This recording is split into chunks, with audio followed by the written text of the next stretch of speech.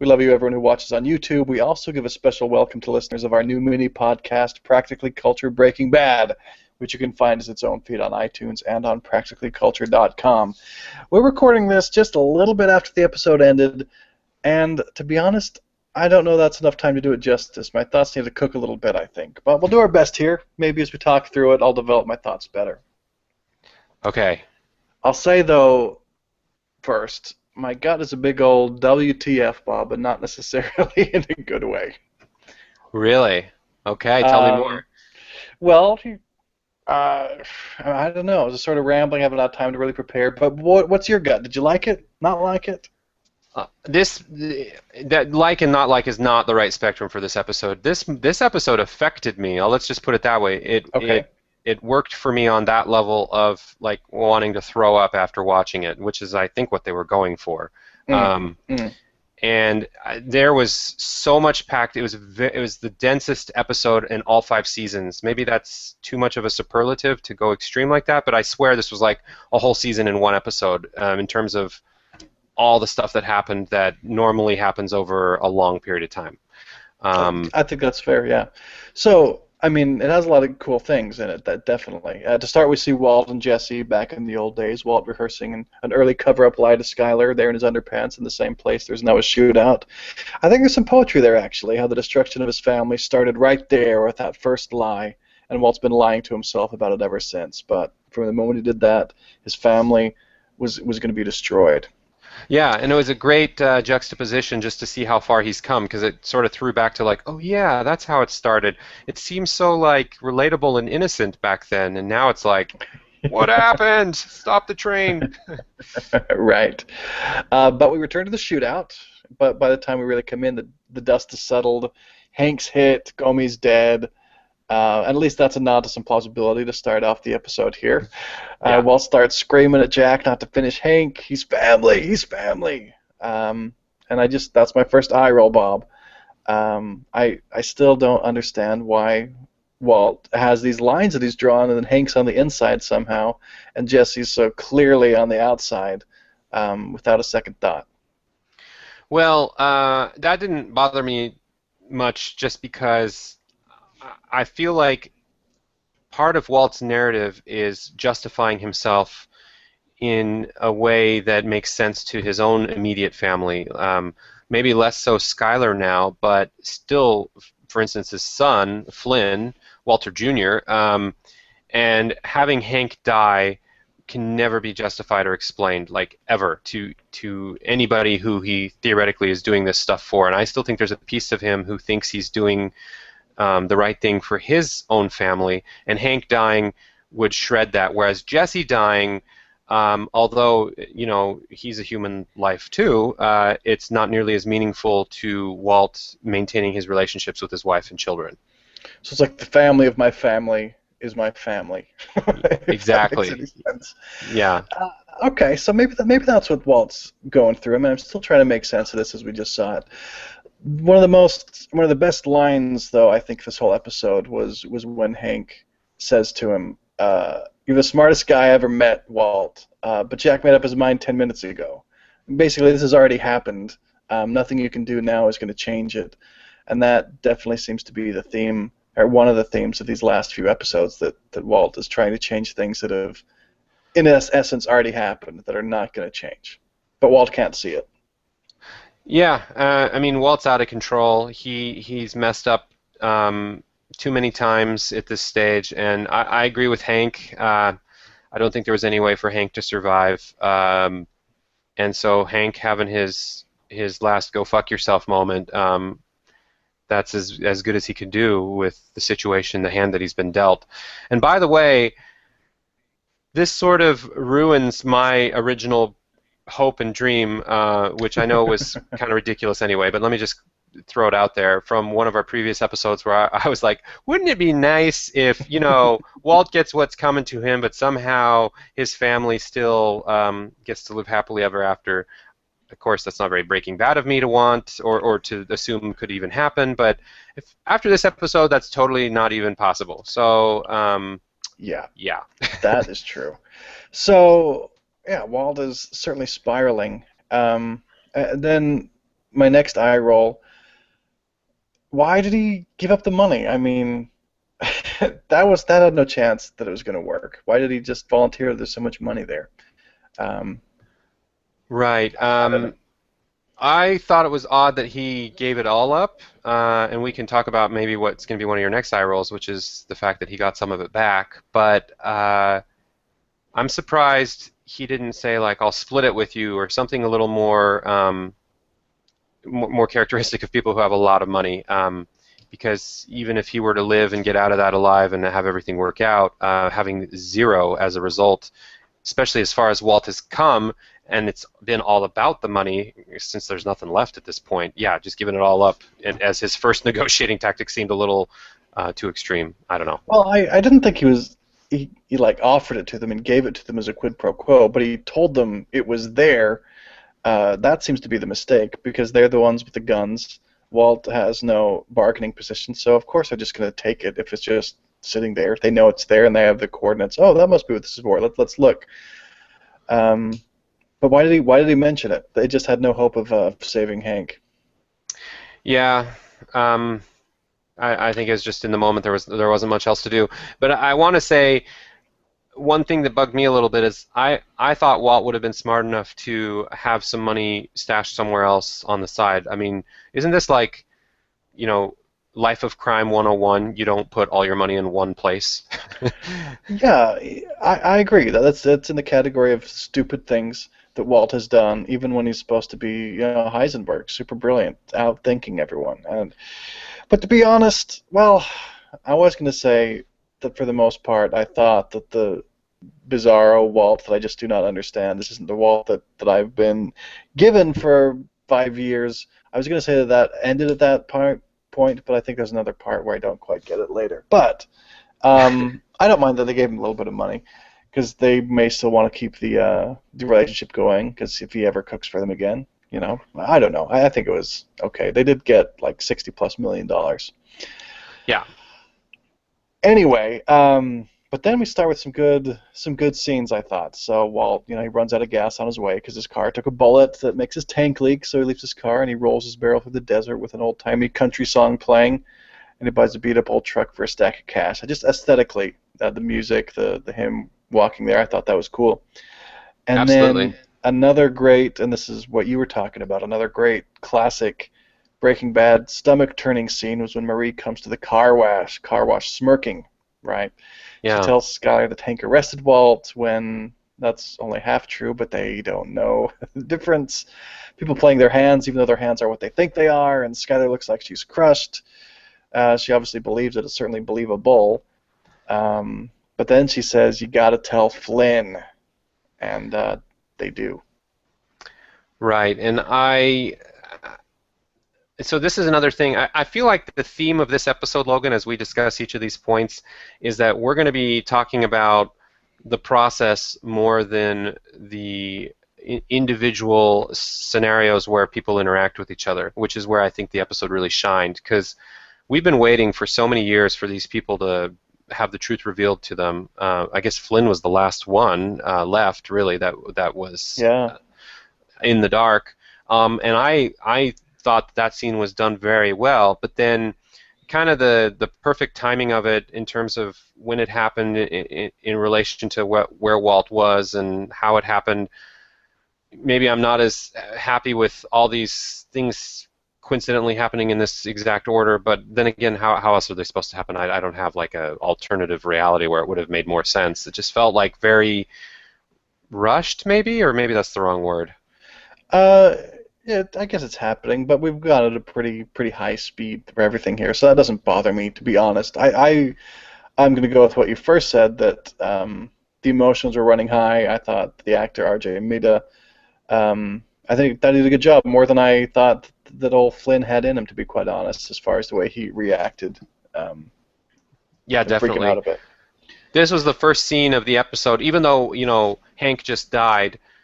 That was more of an edge of my seat scene, but I sort of knew I was with Hank. I sort of knew that's likely what the outcome was going to be, because then it would have been, otherwise it would have been a ginormous eye roller if he survived magically. But this scene is where my stomach started turning into knots, and it was like just a painfully complicated and difficult scene to watch, but that's as it should be, right? That's what we could expect, no less. Yeah, continuing on with the main point of this episode, that the family is already destroyed.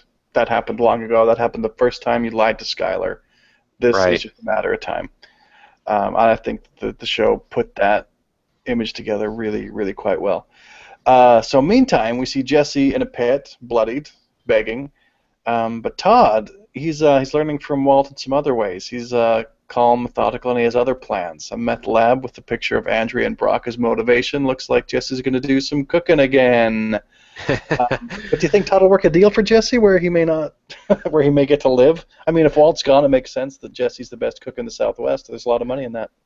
Um, Maybe, but how would that even work? Like, so what Todd needs is to get from 70% purity to the 90 whatever percent that Jesse can do.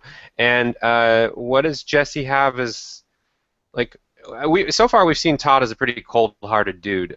He tries sometimes, like, in fact, there's the almost a throwaway scene with Walt where he's like, "I'm sorry for your loss," right after Hank dies. But I don't know that Todd has any soft spot for Jesse. Like, what's it to him? Why wouldn't he just do exactly as he says, use Jesse until he has what he needs, and then just whack him off? Like, I think it's going to go more like Jesse tries to escape somehow, or that seems more plausible or likely than working a deal. But what do I know? Yeah, no, you have a good point. I mean, Jesse was the one who was really pissed at Todd for killing that kid at the train heist, for example. And Todd doesn't really seem to have a soul. So yeah, there's this. We want Jesse to survive, but there's no reason Sure. Todd does. Right. So then Hank shows up at the home. He's packing, and then Sky's like, Oh, "Whoa, Walt, whoa." you mean? Yeah. Oh, yeah. I wrote down Hank. We're doing it too quickly here. My notes are messed up. So Walt shows up. Skylar's put it together in her head. Wait a second. Hank wouldn't just let you go. What are you doing here? Comes out that Hank is dead. Walt says he tried to save Hank. Shit goes down. Skylar pulls a knife. Flynn calls the cops. Walt takes Holly and bails. This I felt like moved a little quickly from everyone's on the same team. Oh yeah, well you've gone this far, you better kill Jesse now. To all of a sudden, wait, we don't know what happened with Hank, but I'm pulling a knife and Flynn's calling the cops. I don't know how that moved so quickly to that point. Do you think Walt should have done a better job trying to explain Hank's death? Because I feel like there wasn't much to say. I mean, it's his brother-in-law, and even if he's like, I tried to. I mean, it felt believable, and Skylar's reaction. This was just the line for her. Like, she's been making her own decisions, but deliberately, reluctantly siding with Walt in a lot of cases, and I think this is just where she wants to fold her hand, and even though she's given so much, it was just too much, and there was no explanation. But it did move quickly. I don't even remember exactly why she pulled the knife, like what happened right before pulling the knife that made it so she felt like she needed to pull the knife. Do you remember? Just that Walt didn't deny that he had killed Hank. That's the only thing that happened. When she got in, she was already like, whoa, if you're here, that means something happened to Hank. And then Walt didn't deny killing him, and then she pulled the knife, is how I remember it.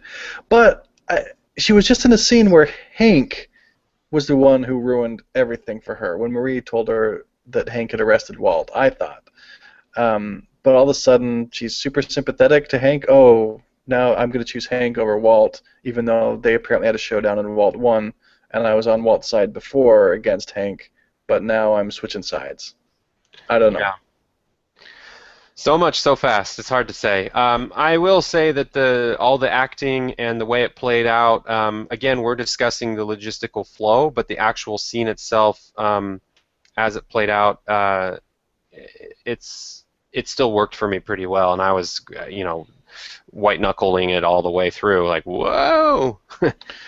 Yeah, I didn't know what was going to happen. The emotions certainly seemed real. That's true. I just, when you sort of pop out of the suspension of disbelief, it's harder to pop back in at a moment's notice, I guess, for me. That's still what I'm working with. But a Yeah. great moment, a really great moment in the show, and so that was great. And I think we got a little bit of Walt back in Heisenberg mode for just a moment there. Yeah, yeah. And then you know what? We breezed past one very important scene that I just want to go back to. What did you think of Walt slash Heisenberg telling Jesse about Jane right before leaving him? Uh, I thought Oh, that that's was right. that. You know, that's another thing that could have been a whole episode. That could have been the payoff, the outcome. That would have been like shit's getting real and a huge deal in a singular episode. But the fact that we just forgot about it because there were four other things in line just tells you how much is going down here. uh, Yeah, absolutely right. Well, again, that's in the category of I don't. I'm just struggling with how Jesse was inside the line of people not to kill, then so easily out of it, when Hank is the one who's really coming after Walt, but he couldn't get himself out of the line. So I don't know why I was so mad at Jesse that he just did that out of spite. I didn't quite get it, but it was a big deal. no, I thought it worked for me because I thought it was like Hank has always been Hank. Like Hank won't listen to, as Walt likes to say, won't listen to reason. You know, his Hmm. Walt's flavor of reason, because Hank is DEA and he's a you know, a traditional black and white good guy bad guy sort of dude. Whereas Jesse has been through so much with Walt. Even though Walt has done all these things to Jesse indirectly, some have come out, some haven't. For Jesse to backstab Walt and work with Hank, like Jesse's lower than Hank ever was in terms of Walt's being infuriated with him, and I think that this was the payback. This is the little he could get back at Jesse, you know, before I guess Jesse dies or gets handed over, and he just wanted to rub it in Heisenberg style, and that's how it worked for me. All right, all right. Still letting it sink in, I guess, for me. You're right. That was big, though. That was big. Um, let's see. Oh, so more about that Skylar at home. How did Skylar think this was going to turn out different than it did? I mean, isn't this the only way it could have ever turned out, especially when Hank was on to him? I guess that's part of why she flipped on Walt, and decided Hank was the person whose team to be on finally after he's dead. But I don't know what Skylar was expecting other than this, and that's another thing that I didn't quite get. Well, to her credit, I feel like the show didn't. This is a weird way of me put it. To Skylar's credit, I feel like the show didn't give her enough screen time to explore that, which is a weird way to parse out blame, I guess. But the point is that um, I think this was happening so quickly that even though you're right to ask the question, what did Skylar expect?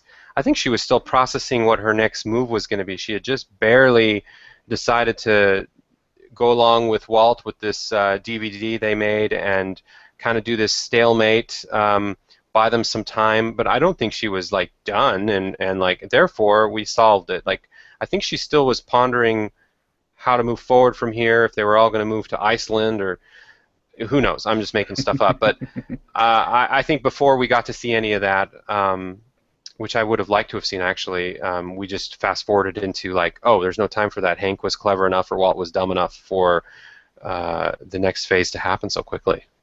All right. Well, I'm glad a lot of this landed for you. I'm still deciding what I think. uh, um, let's see.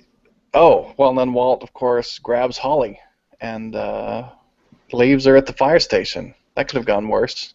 That was interesting. It seems like Walt had a second thought. He wanted to to win or to leave with some part of his dignity that he wasn't just giving up. So he grabbed the kid, but I guess he had second thoughts and wanted the kid to be back with her mom.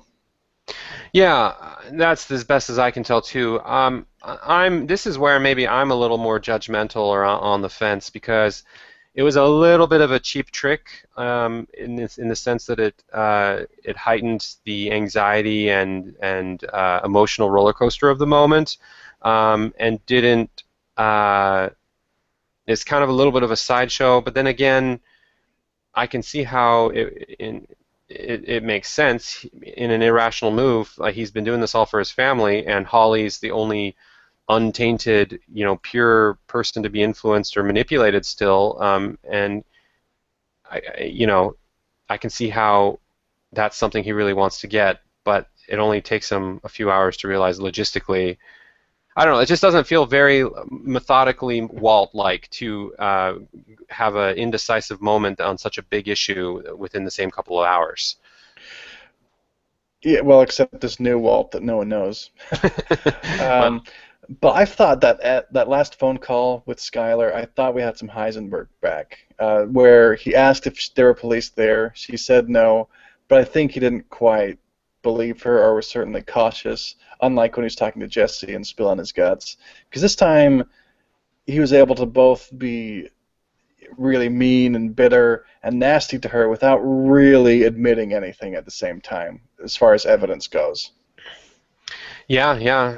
And that was another whoa scene that could have been a whole episode by itself because he basically told her off. Like he's like, You cross me, this is what happens. yeah, why couldn't you You had a just? problem with it. You said it was illegal. You don't even know what I do. But how could you talk to him about it? I mean, just stuff you really use in court, but really telling her off. Yeah, yeah. And this was a tough one because, it's over between the two of them. I mean, I guess it was over long before, but this was the nail in the coffin. Like, there's no um, going anywhere from here but further down. Actually, maybe we're going to get to this point of the conversation, but like, wow, it feels like we're going to be in the resolution, falling action here. I think this was the climax of the whole series, or the whole season at least, and maybe, if you were to put it all five together, well, that's not fair because they Well, all well, have why their is it own. coming back? That's the question we have now. Yeah, yeah. Then why is he coming back? Because we saw some of that. Who Um, knows? but yeah, so I think one of the great things they did, I was really glad they showed us that little scene at the beginning because that was when it was over for Walt's family, and everyone knew it before Walt did. And that was when he finally knew it, when the knife was pulled on him, when Flynn called the cops, and then he finally could admit it to himself and give that nasty phone call, and then he leaves, getting disappeared, all alone with him and his barrel of money. Yeah. Now, I will say this, and maybe this is unfair because of the way shows are structured, and we know that it needs to end, but it does seem kind of goofy or problematic viewing the whole series front to back because everything in the beginning was so slow and methodical and like there's so many coincidences and things just worked out for Walt so well in some ways even though we were seeing a slow downfall. He got away with a lot of stuff in just the right way that he could keep getting away with it and keep getting deeper and deeper.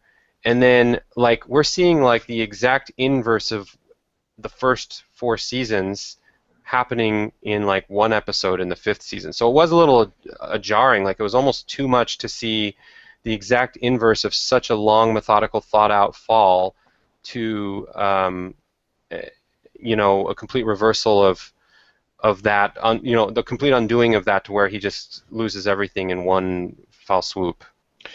Yeah, no, I get what you're saying, and if I think I'm sort of wrapping up my thoughts and maybe even the segment here, but if I were to give it a final take, it would be that there are some really great moments here, but it is awfully messy, which seems weird. Like maybe if I'm being most generous to the show, this messiness that the show is portraying is sort of an analog to Walt's life getting messier. His life was orderly, slower, more methodical at the beginning, and the show is that way. Now everything's unraveling. It's sort of on the verge of spiraling out of control, and the show is doing the same thing to sort of reflect and amplify that for Walt's life. Okay, no, that's a good summation. I feel like it worked a lot better for me. I can't wait to see what else is going to happen in the next few episodes. I will say that this is like the most depressing thing ever in some ways too, though. Like this is where you have to give disclaimers to anybody who hasn't watched the show, and if they want to sit through all five seasons, it's not an easy thing to do. We've come this far, and we want to know what happens, but wow, I can't think of anything I've watched that's is this depressing in some ways. It's interesting you say that because I can see the stomach churning, but this isn't the type of stuff like Mad Men can do to me to actually like induce an episode of depression in me. Like, oh, that was uncomfortable, but not quite so affecting for me. But I'm Hmm. gonna think about this a little bit more. Gonna sit with it. See, yeah, I'll develop my final verdict maybe by next week. Okay, sounds good.